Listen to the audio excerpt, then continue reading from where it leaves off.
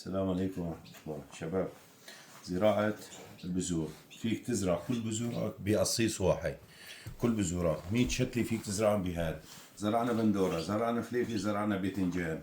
على المرحلة الثانية بنرشهم بهالشكل هيك، رشيناهم بهذا الشكل ترطيب، بس هيك انه نمرق المي بحيث تيجي المي فوقهم كلهم.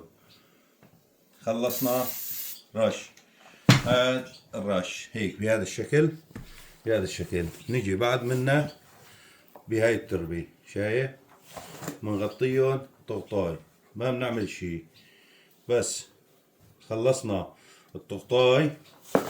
هلا منغطيهم بنايلو.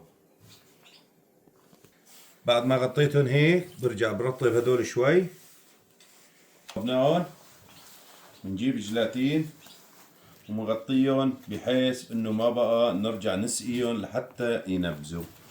وصلتكم الفكرة؟ مغطيهم وبنحبسها مظبوط لحتى ينبذوا. السلام عليكم.